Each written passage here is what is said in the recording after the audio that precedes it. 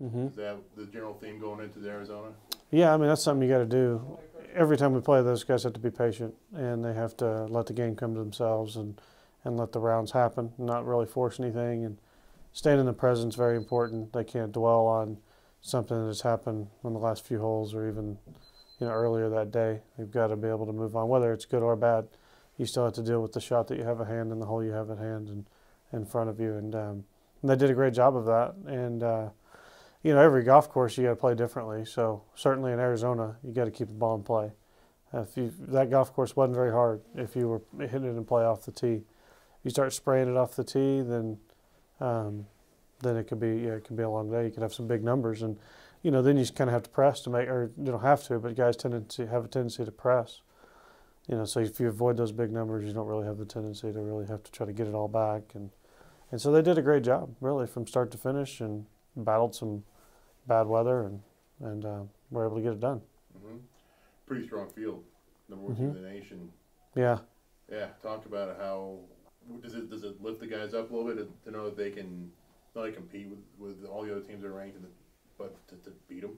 Yeah, I mean they every time they play well against a good field and have a chance to beat those teams, like they did at Isleworth and like they did in Dallas and we did here at home and then had a chance. We competed well against some teams like that at the preview and in Minnesota as well.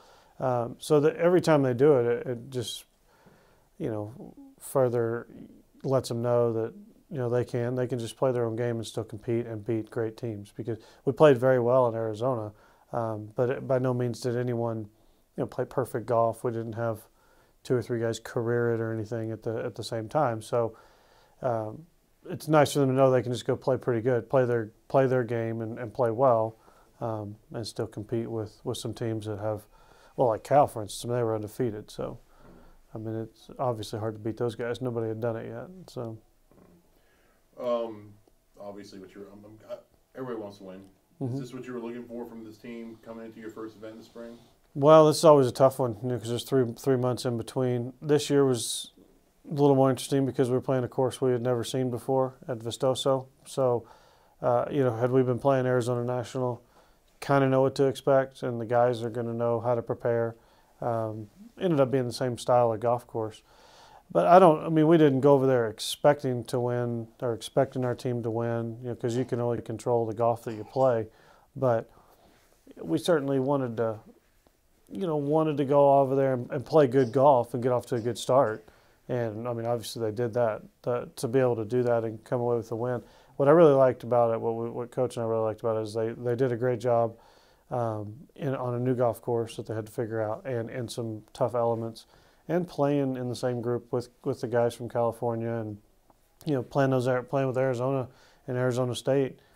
I mean, anytime, they're both good programs, and they both have good teams, but to play them kind of in their backyard is even more difficult, because they play that kind of golf all the time. And then to hold out, to beat TCU and Liberty, a couple other teams that are really good teams. We couldn't really be any happier with the way they started. For a while, it looked like TCU was right there, and they wound up not being that far off the end anyway. Mm-hmm. Can you talk about the last 6 holes of that tournament and how you saw things kind of unfold? Well, our guys did a great job. James had a good round going. He shot 4 under on the front, and then the other guys were doing all right. Ben was actually even par through probably 10 holes. 10 or 11 holes, ended up making a double bogey to drop to 2 over.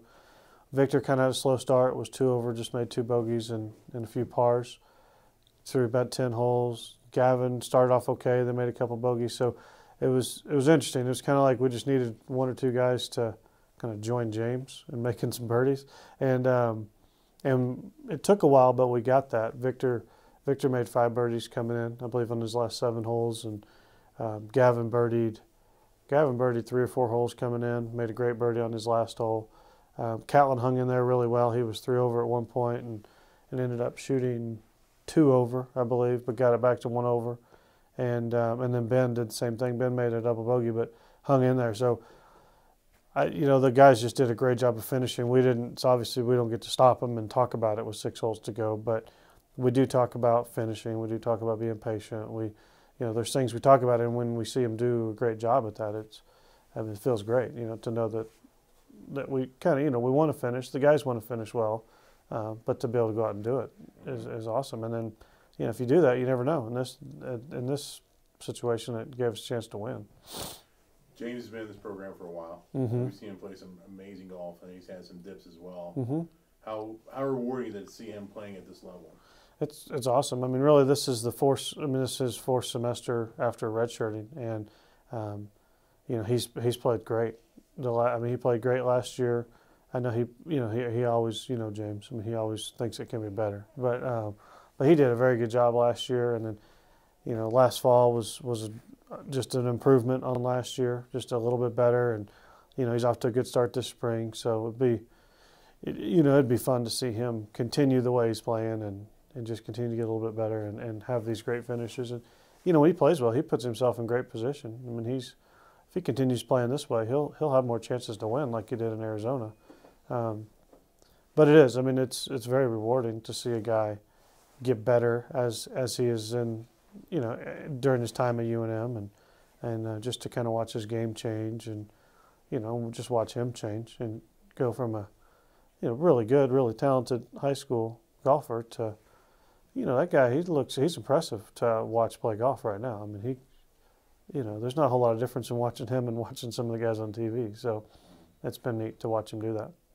Hawaii's up next. Mm-hmm.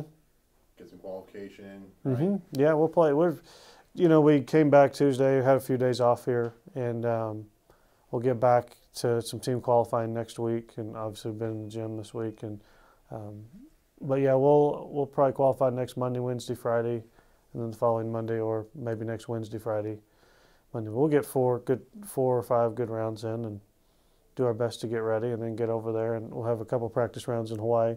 Kind of get used to that golf course again, and another great field. California will be there again. A&M, Arizona, very, very similar. Usual suspects. We've had some serious success at that tournament in the past as well. Mm-hmm. Yeah, we have. We've played well over there. We like the golf course. The guys like the course. It can be a tough course. So you get a little wind blowing on that North Shore. There's some holes that can play really long and play difficult. But if it's not too windy, we've got some length on our team. So there are some. If we play well and keep it in play, like we talked about before, we can take advantage of a lot of those holes too. So it's you definitely have to pay attention to what you're doing out there because it's a good course. But if you are playing well, there's some opportunities to really get it going. What do you think about this ranking? Because always what's relevant is how you guys end the season. Mm-hmm. Was it still nice to get some of the notoriety and the acclaim around the nation, and especially around the other programs? Yeah, our goal is to play as well as we can. You want to play good every tournament, and obviously the better you play in each tournament, the more that's going to be reflected in whatever rankings we're looking at. We've got 2 great rankings in college golf they do it differently, but they're a rating system, and then we have a coaches poll. So the coaches poll I think gives maybe judges a little bit of respect that you're getting from some other coaches that maybe they're noticing that you've played some good tournaments and you've beat some good teams. The rating system, I took a few math classes, but not enough to figure those out. But I know if you play well, you can get a good ranking. And like Victor was saying, we know it's not our goal. Our goal is not to have a great ranking. It's certainly a great thing to have. It's a nice thing to look at and know that that's the result of some good play. But ultimately, like you said, our goal is to play as well as we can each week during the regular season, and then to really give ourselves a great chance to compete in Tucson for the conference championship in May, and then we want to play well at regionals, and we want to advance as far into that NCAA tournament as we can. So those are the things we're trying to do right now. We just got to go play good in Hawaii.